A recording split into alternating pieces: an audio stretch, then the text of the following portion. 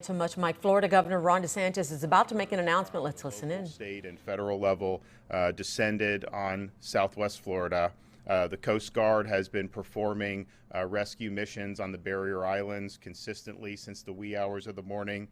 We have Florida Guard assets on the ground participating in efforts, and we have our USAR teams who they got there even while the winds were going. They wanted to get in there, get on the ground across Alligator Alley, and they are performing rescue efforts, again, starting with those barrier islands, but also looking at the places that had the most inland flooding. And these operations are ongoing.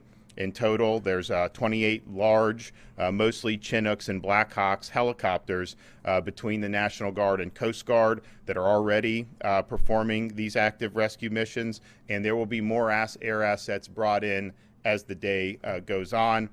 We've also been working with hospitals overnight who've been on generator power. We're in the process of evacuating 2 healthcare facilities to safer locations north. We're also surging more medical personnel into the area. As of 6 a.m. this morning, they have 2.02 million reported power outages, but outside of Southwest Florida, we may have additional outages from Central and Northeast Florida impacts, and people should anticipate that.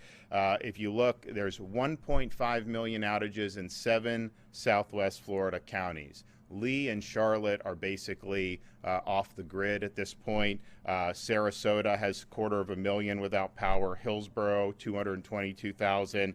Pinellas, 150,000. Manatee, 129,000.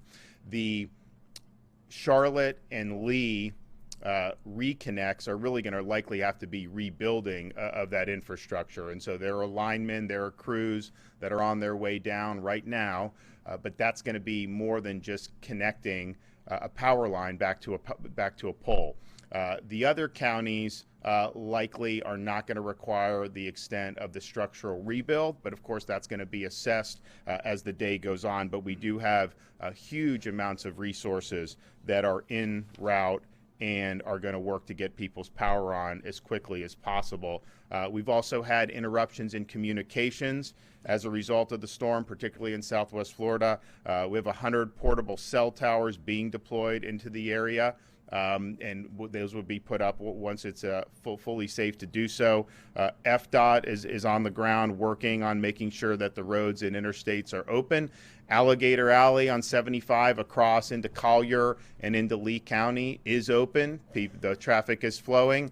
I-75 south through Charlotte County is open and flowing. Portions of Lee County they're still looking at.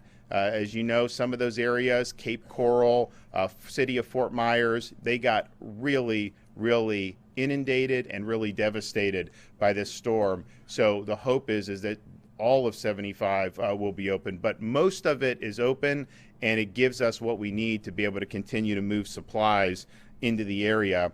We have 100 engineers on site to do bridge inspections, and they work in teams of 2.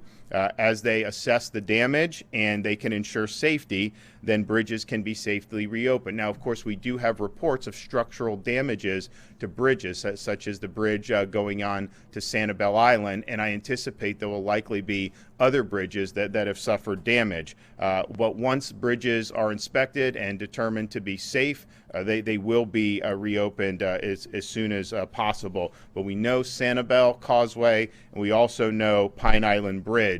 Those two are not passable, and they are going to require structural rebuilds. Right now, if you look in Central Florida, you're looking at potential major flooding in Orange and Seminole counties, St. Johns River, all the way up potentially into Northeast Florida and Jacksonville. The amount of water that's been rising and will likely continue to rise today, even as the storm is passing, is basically a 500-year flood event. And I know Seminole County has done evacuations. I know they've opened shelters, but we're going to see a lot of images about the destruction that was done in Southwest Florida, and obviously we have massive assets there. But people should just understand this storm is having broad impacts across the state, and some of the flooding. So you've been listening there to Florida Governor Ron DeSantis talk about the recovery efforts there and rescue efforts there in the state of Florida. 2 million people without power within 7 Southwest Florida counties, saying that Charlotte and Lee counties are actually going to have to rebuild their infrastructure. So this is a long-term effort that's going to take place there to get people out of the dark. 100 portable cell towers being deployed. He says places have been inundated and devastated. We'll check back in Florida in the aftermath of Hurricane, now Tropical Storm Ian, after this.